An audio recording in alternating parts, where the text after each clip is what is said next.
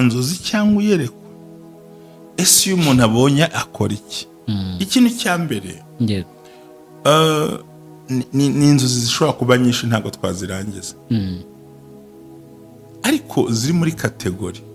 Ni ukuvuga ngo uramutse urose nyoko bukwe aryamye hagati yawe n'umugabo wawe cyangwa se ubukwe, baramukazi bawe, basaza bawe, ibyo bisobanura intambara zo mu muryango ariko zitajya hanze, zitamenyekana. Abantu bakangana bucece, bakabeshyana bucece, ariko mwajya kubasura ugasanga barakundanye. Sinzi niba imiryango utarayibona. Ni ukuvuga ngo abantu bo hanze bazi ko ibintu ari amahoro, ariko mo imbere harimo ikibazo. Mwe muzi ibibazo mwibitseho ko tugiye kubasura umugore agaturika arakarira umugabo, ariko twahagera grama bakaramukanye, wagera mu ngo ryabo no mu miryango yabo ukagira ngo nta kabazo kahabaye, kombe mo imbere karimo, kubera ko yarose abo mu muryango baryamye hagati. Ariko nuramuka ubona hagati yawe n'umugabo we haryamyemo undi mukobwa cyangwa undi mugore runaka mu nzozi, ni urugo rugiye gusenywa. Umwe muri mwaca inyuma undi, ubwo bitewe n'uwazirose. umwe muri mwe ushobora no kurota rega n'ubikora ari we wanyawe wabonye cyane, ari ubyirirwamo. Ariko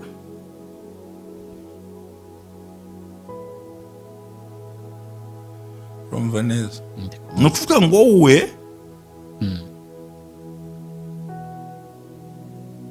iyo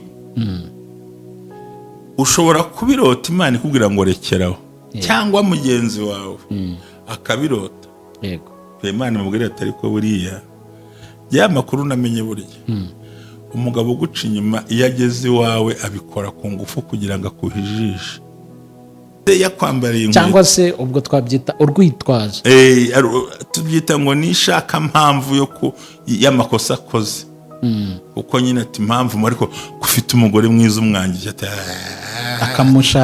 akamushakira impamvu yo kwemeza ko bitavamo. Icyo nicyo nakubwiraga n'umugabo, ni ukuko warose mugize ikindi. Hanyuma rero kurota umuntu yambura isaha umugabo, bisobanuye ibintu bikomeye. Amwambura isaha, ni ukuvuga ngo uburyo mwari mubayeho n'uburyo mwari mubanye, haje nk'umuntu ugiye kwitambika, abatwaye igihe cy'iterambere. Turimo turavuga ibimenyetso bisenya urugo, ntituravuga ibyubakwa. Bibi urusenya. Noneho hakaba n'impamvu zitari izanyu. Kurota umugore yagiye gusezerana ari wenyine, umugabo yagiye gusezerana ari wenyine, umugore yagiye bimwe byerekana ko hari urupfu rugiye kuza rukabatandukanya mwembi hagati. Ubwo nyine nta ruhare rw'umuntu rurimo. Inzoka yinjiye muri bwa buriri ikajya ahantu hose, sobanukirwa neza ko kubyara atari ibintu byanyu, atari ibintu bya bugufi. Nimunabyara ibyago byo gupfusha birahari.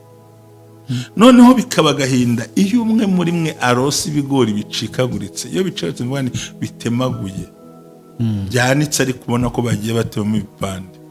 Nubwo kurota ibigori byanitse ari ikintu kiza cyane, bisobanura imbaraga n'umugisha w'ibyo wavunikiye.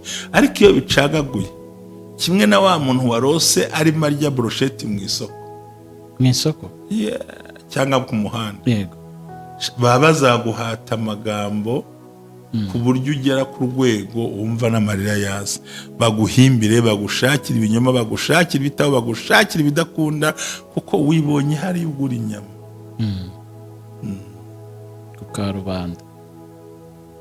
Urumva ni ibintu bine tubonye bigaragaza ibyo bintu bitaguturutse, biri force majeure bitaguturutseho. Ni za mpanuka, ni za modoka. Ikindi kubona mwari mu modoka we n'umugabo wawe, ukabona mwayivuyemo asigaye wenyine. Abenshi basobanura ko ari urupfu, ariko siko bimeze, ahubwo mwari mushyize hamwe mu iterambere, none umwe agiye gusiga undi, kuguhombya, kukunaniza, gutakaza akazi n'utundi tuntu runaka.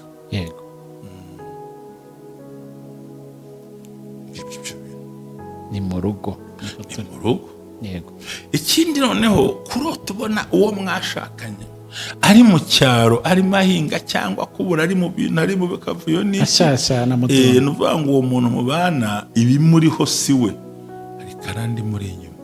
nubwo hari amakosa akora ariko ntabwo ari we, harimo ikintu ajya ni backup, nyuma hari ikintu kitari cyiza kitagenda neza. hari ibyohereza za mbaraga, ugomba kubisobanukirwa kuko bamubonye ahinga mu cyaro, hari iwabo, harimo akubura iwabo mu bizu byashaje, uwo nta terambere yakuzanira na duke ufite.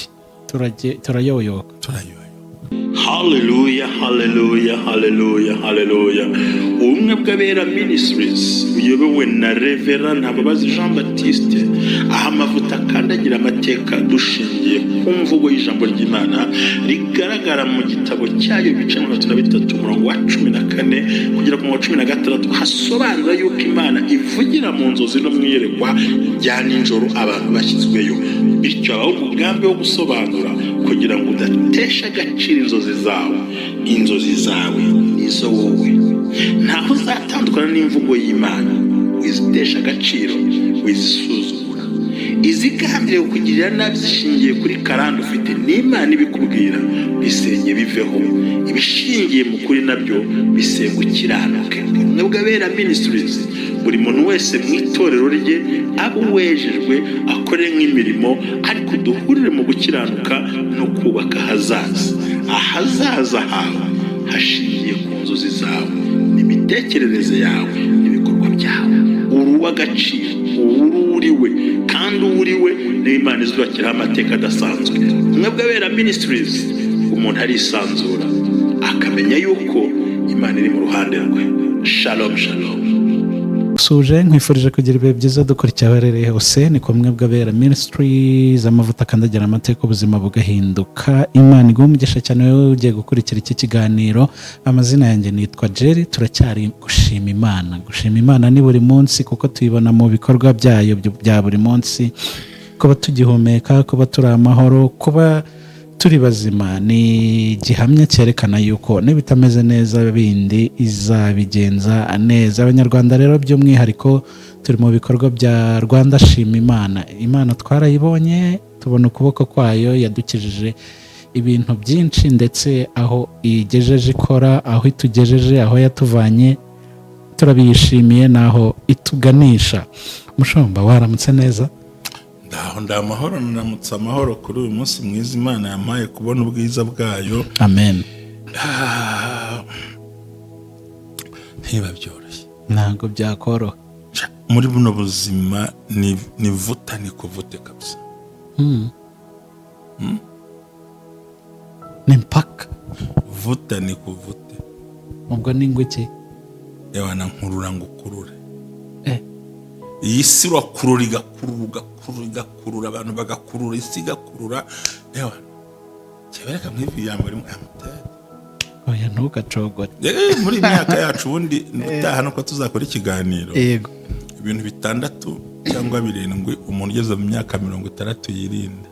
Uzabitubwira. Ariko ntabwo mbivuga kubera ko negezemo, ariko dunia hii ni vuta ni kuvuta. Nkurura ntukurura. Urakurura igakura. Mu cy'Abanyarwanda baciye umugani ngo ubambisi ntakurura.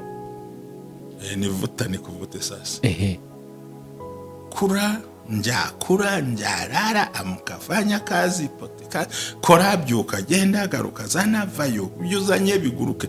Mbega uhora uvutana n'ibintu, kurana n'ibintu utazi neza urwego rwabyo. Kuzagira ubwo ariko tumenya bavuze ngo uzarya umutsima ugize gute, wiyushya kuya ngo kandi ubutaka buzakumerera amahwa n'ibitoki. Ibyo byose biriho kuko no gukurura. Vuta ni kuvute, gasore kamenya ariko vuta ni kuvute. Maisha ya dunia ni vuta ni kuvute. Maisha ya dunia ni vuta ni kuvute. Yego Mushumba, ariko iragukurura ariko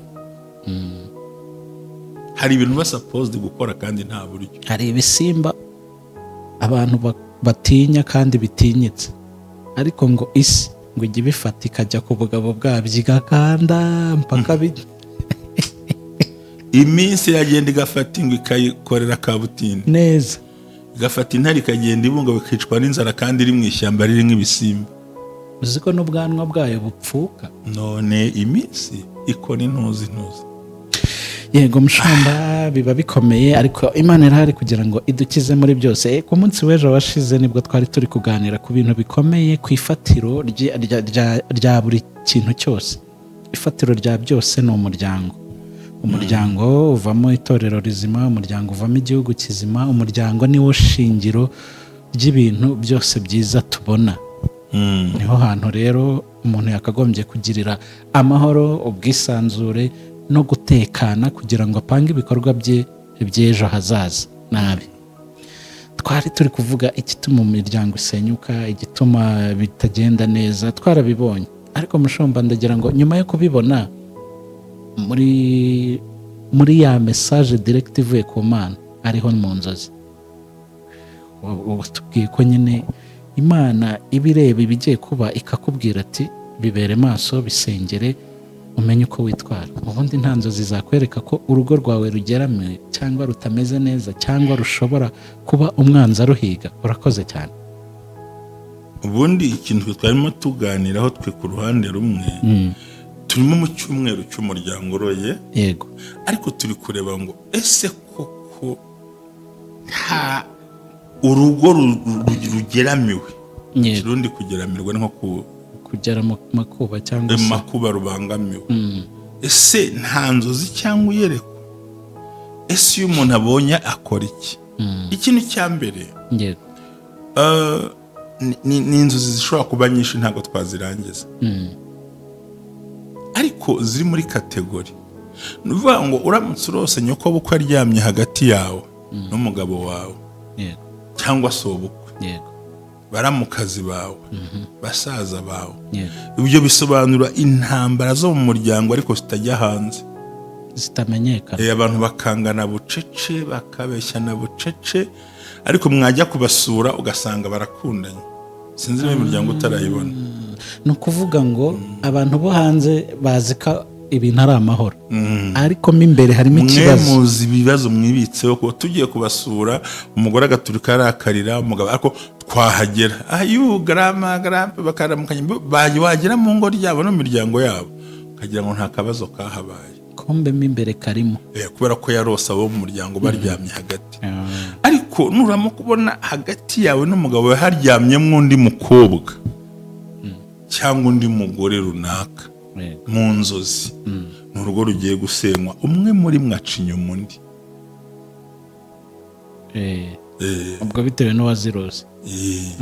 umwe muri mwe ushobora no kurota rega n'ubikora ari we wanyawe wabonye cyane, ari ubyirirwamo. Ariko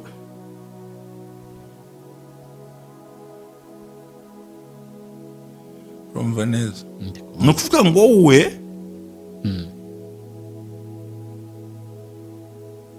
iyo ushobora kubirota Imana ikubwira ngo rekeraho, cyangwa mugenzi wawe akabirota, yego, Imana imubwira ati ariko buriya ya makuru namenye, burya umugabo uguca inyuma iyo ageze iwawe abikora ku ngufu kugira ngo akuhijishe, iyo agukunda kubera irari ryamujyanyeyo, aremera agatemesha icyuma kidatyaye, ariko kugira ngo ariko akwemeze, akujijisha. Imana rero ikaguha kurota umuntu aryamye hagati, umwe muri mwe aca inyuma. Niba urose ukabona hagati yawe haryamye mwakana kawe n'umugore n'umugabo, harimo akana, burya nucunga umwe muri mwe afite umwana hanze cyangwa afite imitungo hanze yaguhishe. Ubwo ni ukuvuga hari ikintu hanze, ikintu hishwe. Izo ni kategori. Hakazaho izindi rero sasa zirimo nko kurota ubona imbwa yicara muri salo, kurota ubona inzoka yinjira mu buriri bwanyu, ipusi yinjiramo. Ibyo bisobanura ko urugo rwanyu ruzasenywa n'abarufitiye ishyari bakoresheje amarozi. Aho umugabo azinuka umugore neza pe, kandi ntacyo bapfuye. Umugore yari nkubwiza ukuri, man, bazagira ngo nkunda abagore, ariko by'ukuri uburyo babaho abadamu bigoye ko umugabo yabishobora burya. Ariko ko ni ukuri, si umuntu avuga ukuri hari icyo bitwaye. Ni ukuvuga ngo niyo umugore yakuzinuka, harimo abantu bajya bambwira ngo waziye igihengo, ariko ikibazo bafite ngo abagabo byibuze bagerageza kukumva. barumva barabizi. Ni ukuvuga ngo buriya umugore ashobora kuzinukwa ariko akihangana akavumirira bigakorwaho ku buryo ariko n'icyuya ubwo ariko byakozwe n'abarozi warose imbwa urota inzoka urota injangwe yinjira mu buriri, noneho umuntu umwe muri mwe akaguhuza umugabo wawe. Umugabo yaguhuzwe byo nta na yamba twara nta mbabazi bagira, araguhurwa rwose na petit frère akaguhurwa akishaka akibura neza. Ariko burya abadamu bo anavumirira arihangana akavuga ati sijye mbona mvuye iruhande kandi mwaruzuraga. Hariho n'abafite baterura ibikapu bakigendera kuko barasuze inzozi. Iyo kategori wayumvise. Noneho rero kurota igisenge cyanyu cyaho murara gisenyuka cyavuyeho ni intonganya ziremereye. Noneho niba imvura iguye ikagwaho muryama mu nzozi, muzatandukana, munashwane, munatukane, isi yose bimenye, ntihagire ubunga. Izo ni kategori z'inzozi mu buryo bugenda butandukanye. Niba urose nyoko bukakwambariye umwenda, so bukakwambariye umwenda, bivuze ngo afite umwuka w'ishyari yuko ibyo ugera hata ari ushaka ko byakamubayeho. Arimo urumva ko bigiye bitandukana. Yego, harimo amakategori. Niba noneho murose wambaye inkweto z'umugabo cyangwa umugabo akambara inkweto zawe, bivuze ngo hari umwe muri mwe urimo wica amakuru y'undi. Burya hari umuntu ugushakira igisobanuro cy'impamvu yo kukwanga. Come on. Impamvu yo kukwanga kugira ngo ukabishakira ibisobanuro akuremera impamvu. Rero urose yakwambariye inkweto cyangwa se ubwo twabyita urwitwazo. Tubyita ngo nishaka mpamvu yo y'amakosa akoze. Uko nyine ati impamvu ariko gufite umugore mwiza umwangije ati akamushakira impamvu yo kwemeza ko bitavamo. Yego, icyo nicyo nakubwiraga. N'umugabo no kuko warose mugize ikindi. Kandi rero kurota umuntu yambura isaha umugabo. Yego, bisobanuye ibintu bikomeye. Amwambura isaha. Yego, ni ukuvuga ngo uburyo mwari mubayeho n'uburyo mwari mubanye haje nk'umuntu ugiye kwitambika abatwaye igihe cy'iterambere. Turimo turavuga ibimenyetso bisenya urugo, ntituravuga ibyubako. Yego, bibi urusenya. Noneho hakaba n'impamvu zitari izanyu. Kurota umugore yagiye gusezerana ari wenyine, umugabo yagiye gusezerana ari wenyine, umugore yagiye bimwe byerekana ko hari urupfu rugiye kuza rukabatandukanya mwembi hagati. Nibwo nyine nta ruhare rw'umuntu rurimo. Inzoka yinjiye muri bwa buriri ikajya ahantu hose, sobanukirwa neza ko kubyara atari ibintu byanyu, atari ibintu bya bugufi. Nimunabyara ibyago byo gupfusha birahari. Noneho bikaba agahinda iyo umwe muri mwe arose ibigori bicikaguritse. Iyo bicitse mvani bitemaguye, byanitse ari kubona ko bagiye batema ibipande. Yego, nubwo kurota ibigori byanitse ari ikintu kiza cyane. Yego, bisobanura imbaraga n'umugisha w'ibyo wavunikiye. Ariko iyo bicagaguye, kimwe na wa muntu warose arimo arya brochette mu isoko, cyangwa ku muhanda, yego, baba bazaguhata amagambo ku buryo ugera ku rwego wumva n'amarira yaza. Baguhimbire, bagushakira ibinyoma, bagushakira ibitabo, bagushakira ibidakunda, kuko wibonye hari ugura inyama ku karubanda. Urumva ni ibintu bine tubonye bigaragaza ibyo bintu bitaguturutse, biri force majeure bitaguturutseho.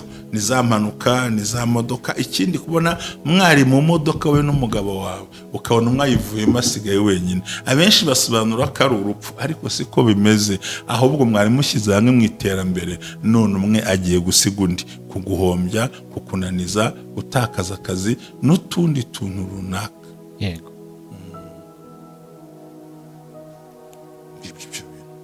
ni mu rugo. Yego.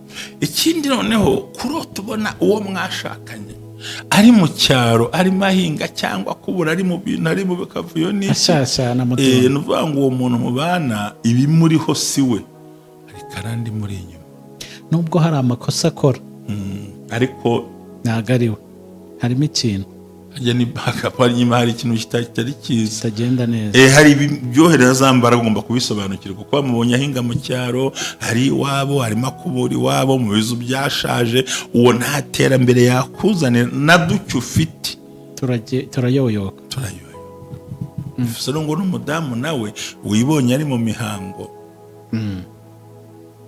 kandi n'ubundi atayirimo umwuka w'ikimwaro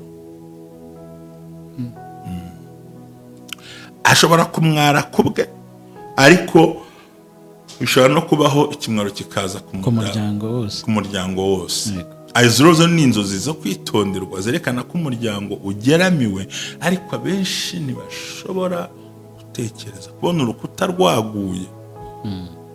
urukuta rwaguye inyuma bisobanura ko nta burinzi mufite rwaguye inyuma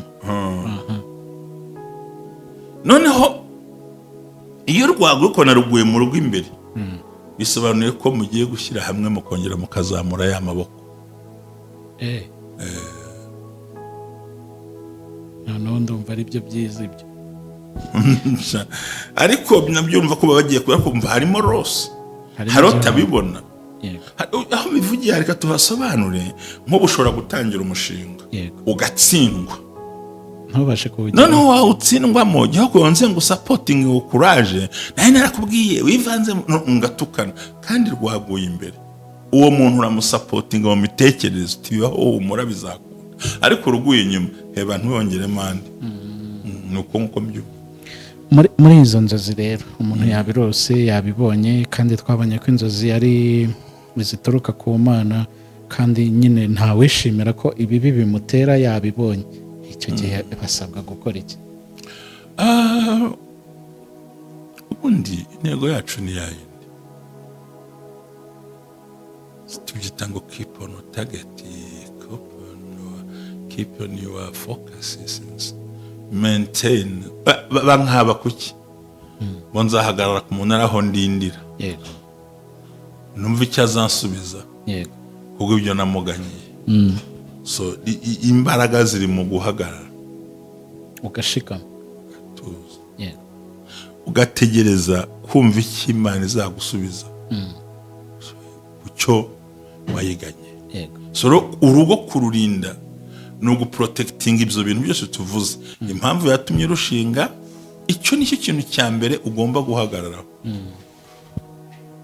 ntuzatume niba rushinze kubera ko udakeneye guhora muri geto basimburanwa inyura ugukomeze muri ubwo buryo ubundi n'inyama nziza nazo inyama nazo nziza ntabwo wazirya inshuro nyinshi ugeraho ukazirambirwa cyangwa ukazihaga kandi ikindi kimwe ntugahatirize ko bagukunda ntugahatirize umuntu kugukunda ntabwo ari byiza ntukamutsindagiremo ibitamurimo ibe mureke byizane bibe ku bushake ariko mubyigamo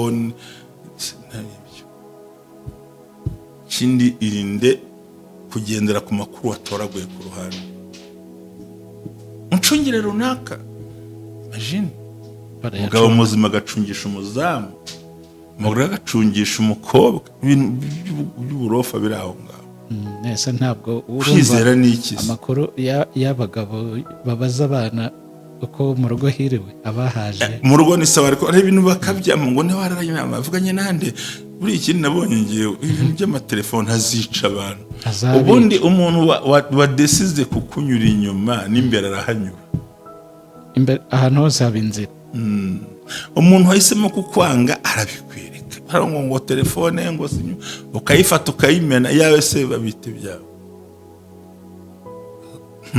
gasabona afite kode kuri message messenger afite kode kuri Facebook kuri WhatsApp ku mafoto kuwahamagaye byose kandi ugasanga ntajya aba online ko nubwo agiye gushakisha agiye gusikana kode ngare ibintu by'ubugori by'uburwayi ikintu bivuze trust izere wowe ubundi umwihorere. Ntabwo ufite imbaraga zo guhindura intare ingwe. Oya. Nta bushobozi bifite. Nta bushobozi bwo gufata ngo uhindure ingwe mw'intare. Ntabwo wafata intama ngo igire impyisi. Nabwiye ngo burya intama 100 ntizakwica intuze intare imwe. Nubwo kwishyira hamwe ari ingufu. Ntabwo bishoboka. So urakoze cyane, Imana iguhe umugisha. Urakoze.